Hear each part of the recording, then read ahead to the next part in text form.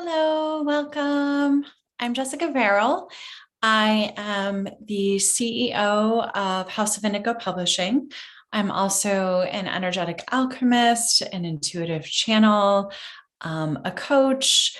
I wear many hats. I'm a homeschooling mom, wife, and I'm also a USA Today bestselling author, as well as a multiple time Amazon bestselling author. Today, I wanted to share a little bit about my submission, my contribution to this book, Evolving on Purpose. I had spoken in here about Evolving Through Consciousness was the title of my chapter. And I wanted to just get into a little bit more about what that actually means for me and what I mean when I'm saying using consciousness through different aspects of our life, right?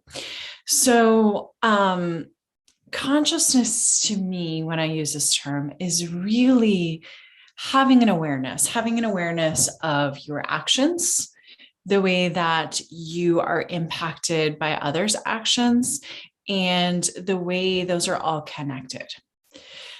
As I share in here, that can be seen in many different aspects of our lives, right?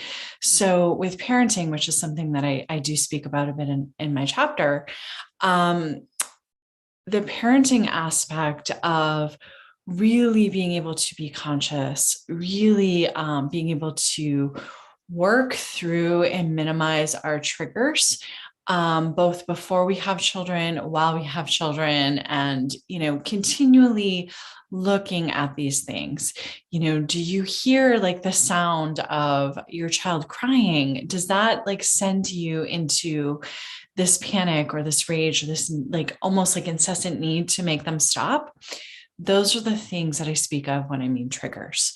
So one of the most important things that we can always do is that consciousness, that awareness, right? Because without that, we're not able to shift anything. That is the catalyst of everything. So once we realize, okay, these things consistently happen. When this happens, this is how I feel. We can start to sink into it a little bit more. We can start to feel into these energies of what is actually going on below the surface. Am I feeling like part of me is not safe? Am I feeling like I don't have a voice? Am I feeling like I want to run away? Like what are the responses that these triggers are providing within you? And when you're able to recognize that, then you can dive in a little bit deeper every time, like kind of going a little bit deeper below the previous awareness and uncovering what is there. And as we do this, we're able to really learn a lot about ourselves. We're able to create and maintain stronger and healthier relationships. We're able to have more energy, both from an energetic vibrational sense, and to create our lives the way that we want them to be. So we have more of our gifts, we have more of our power, we have more of this energy that is freed up, that allows us to utilize it in a way that we want to. We're able to express more joy, we're able to have more freedom and more fun and more adventure into our lives by clearing up some of these things, by looking beyond the surface, by looking beyond our instant reactions of what is actually going on and what is under the surface. And so, this is just one area. This can come up a lot too. There's a lot of programming that we are all subject to. And we have all been through, through different systems and programs in our lives. We are essentially being programmed into being a member of society that works for society as a whole. And so, unfortunately, what so often happens with that is we are responding to other people's hurts. We are learning to become people pleasers. We are learning to go with the status quo. We are learning to dim our lights. You know, how many times have you heard in your life, you're too sensitive, you're too loud, you're too opinionated, you feel too much. Why do you care? All of these things. And really, what I have learned is those are the things that are so often our greatest gifts. And so often those greatest gifts are what are intimidating and triggering to other people because they are not able to be in a place that they're fully accepting of it. And it's easier for people just to be like, that's too much for me. I need you to settle down. I need you to dim your light. I need you to come down so that I feel more comfortable. I need you to get to this level so that I don't have to deal with this stuff because, you know, it's hard work, right? It's hard work. And it can bring up a lot of pain. It can bring up a lot of things that need to be resolved, a lot of traumas. There can be a lot of, you know, past life issues. There's so many levels that we can take this to. And it's not easy. And so we can think that like, oh, it would just be easier for me to ignore that and ask my child or my significant other or my best friend or my sister or my neighbor to just take themselves a little bit down so that it feels comfortable to me. And what are we doing? We're doing what has been done to us. And that doesn't feel good for anybody. And it's not serving anybody, right? So if everyone is dimming their light and dimming their specialness and their uniqueness and their gifts and their strengths by like even a fraction of an amount, that is significantly decreasing the vibration of our planet. That is significantly creating all of these other realms of disharmony in their life. So really, you know, the greatest gift that we can do for ourselves and for our loved ones is work on ourselves to really uncover those triggers, to take the time and the energy, whether it's journaling or working with a coach or doing energy work or accessing the Akashic records or any number of healing modalities to be able to look and say, okay, where's the root of this? How can I clear this out? How can I shift this? And knowing and holding on to that importance of being able to do this for yourself and for everybody else and for the collective. You know, the more each of us heals, the higher our vibration raises and the higher the collective vibration raises. And so I don't know about you, but I am looking forward to creating a society that is allowing children to grow up and fully know who they are, to, you know, feel confident having a conversation with an adult, and not only having a conversation, but feeling confident to be like, no, that doesn't work for me. Whether it is, you know, body safety issues or mind or emotions, like being able to know, like, that's not okay. And I'm not going to stand it. Our children need to have boundaries. We need to have boundaries. Our partners need to have boundaries. Everyone, every healthy relationship has really strong boundaries. And being able to create those in a healthy way really requires us to look at our own limitations, our own triggers, and our own places where we continually get stuck. And, you know, with the possibility of that, you know, creating this life and raising our children in a way that they know who they are and they don't spend, you know, their 20s going from bar to bar and bed to bed, and there's no shame or guilt in this. And I'm not judging you at all, because we all have our ways of dealing through things and really finding ourselves. That's so much of what it is. We're looking to find our power. We are looking to find ourselves, our divinity, our connection, our gifts, our genius. And when we're not able, or we're not taught how to know that within ourselves, we look for external things. And really, we do have everything within us. We have the access to all of the guidance and all of our gifts and everything that we would ever need. And really, so often, for so many years, I was called so sensitive, too opinionated, too strong-willed, all of these things. And it made me dim my light. It made me quiet down. It made me bite my tongue. It made me shut down a part of myself, until one day,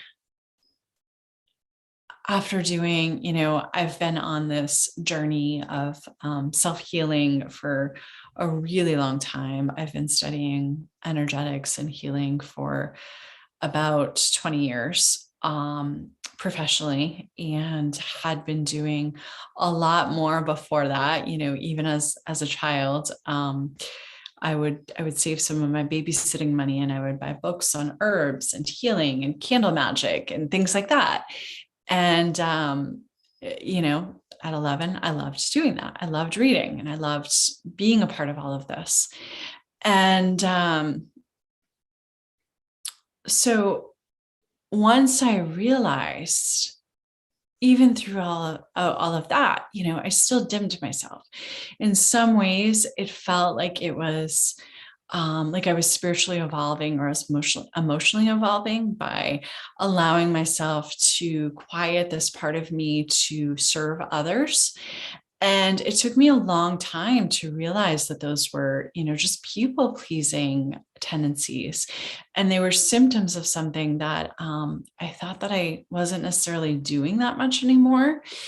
And once I was able to really look at that, and look at how I had quieted my voice, and how I had tried to bypass all of this anger that I had.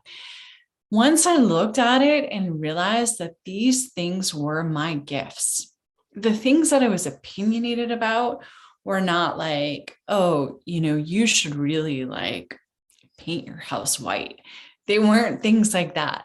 They were things like sexual trafficking and abuse of children, and how the pornography industry plays into this. They were things about cruelty to animals, human rights issues, like things of this nature that I know my soul came here to help deconstruct and to help change.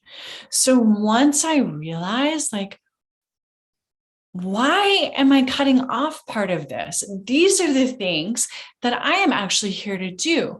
And not only are they not inconveniences to me, they are my strengths. My anger, when it is channeled in the appropriate direction, that the energy of anger is fire, right? So you have this fire energy. Fire can be destructive. It can also be really nurturing and really powerful if it is used in the proper way. So having this change in perspective changed so much for me. I was like, I don't have to try to squash all of that and pretend like I'm not angry, and to pretend that all of this. I am enraged about these things, and there is a reason for it. It is part of my purpose. It is part of my strength. It is part of my mission to change these systems and change these programs that have so many of us indebted to the status quo, where we feel like lackluster. Our lives are missing things. We feel barren and desolate and depressed and anxious and unsure and disconnected and isolated, and all of these things We are not intended to live like this. This is not how we were intended to feel or to create or to move forward or to experience things, right? We are here with our missions of our souls, to be able to create these different levels of being. And I know if you're watching this, like, you're going to align with this. We are here to create a new way of being, a new way of life. And a lot of that is bringing in this wisdom and these aspects of our ancestors, and also moving forward. And so if I have that, and I know that this is part of me, then why am I going to shut that down? I need this fire. I need this fire so much. The world, the universe, we all need this. So I want you to really start to look at, what areas have you always been told that you're too much?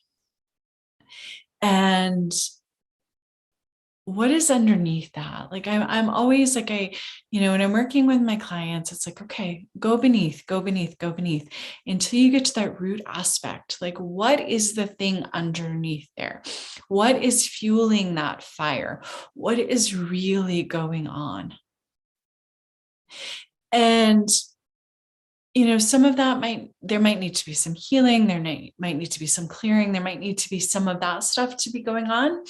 But ultimately, there's usually something down there of like, I feel everything from everybody else. And I do that because, my stepfather was abusive and he was an alcoholic, or X, Y, and Z, fill in the dots.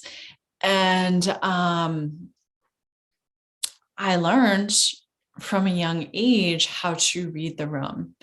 And the thing that people who are sensitive to energies like this, they're not necessarily or typically picking up on the high vibrational energies. They're not picking up on like, oh my gosh, look at like Sally over there, or look at so-and-so. Like, they are just so like, their energy is so exuberant right now. They just feel so good.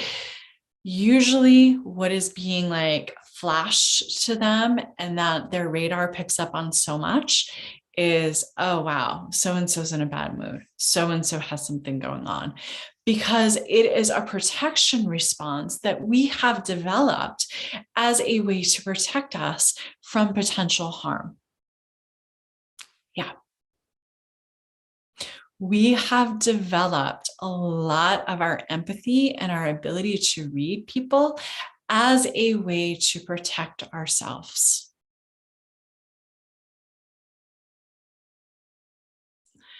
So once you start to untangle these things, you can really start to see what the energies are at play, what needs to be shifted, what needs to be moved through, and how that can be utilized for strength in your life. And, I know it's not always easy. I know it's not. But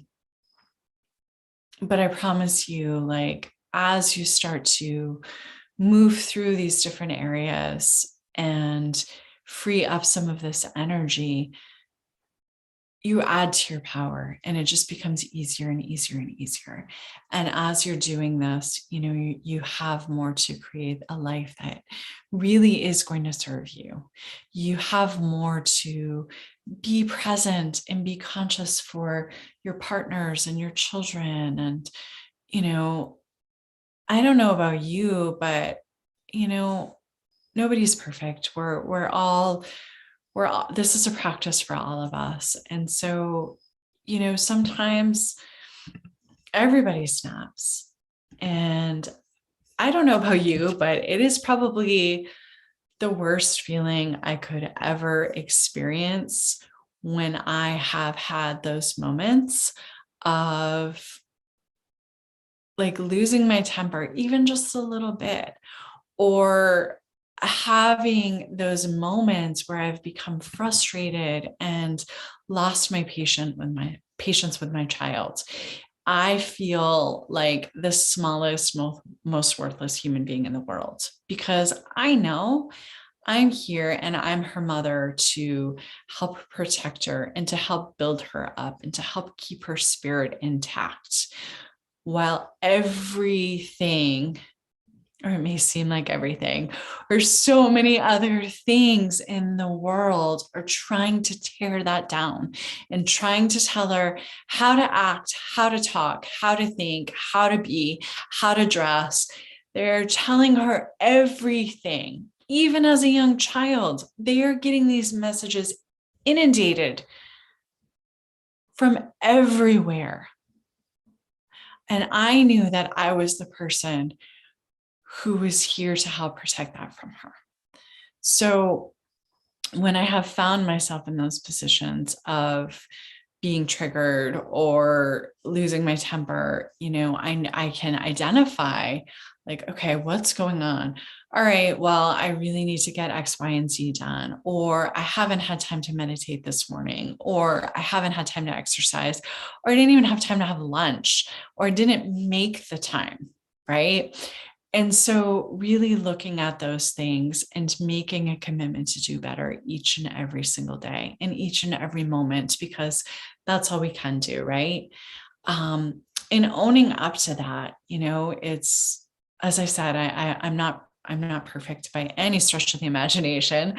And, I have these times and I have these moments, but what I do is I take responsibility for them and I own up for them and I apologize and I give my heart. I give, if we're speaking about her, I give her the space to express how that felt for her, what she needs for me moving forward, and how I can help with that. And that's all we can do, right? We're human beings having an experience here. So we do the best that we can and we move forward. I thank you for joining me. I hope that there were some inspirational nuggets in here for you.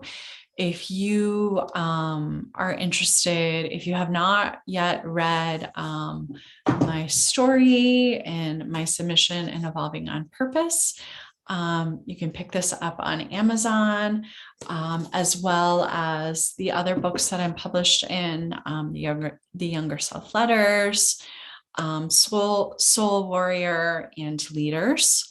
Those are all available on Amazon under my author profile. I have more books coming out as well. If you are interested in connecting and diving a little bit deeper, I do take on a select few. I don't do a lot of one-on-one clients. And how I really guide you and support you in connecting back into yourself and helping you clear out those things that are coming up along the way. We have that. I am also, as I mentioned, the CEO of House of Indigo Publishing. So if you're looking for an oracle deck or any spiritual type book, I would love to connect with you about that as well. You can find me at Jess Verrill, V as in Victor, ERRILL.com, or house-indigo.com. I thank you so much for joining me. I honor you. I respect you. I see you. And thank you for your contribution in our forward movement of this planet. Have a great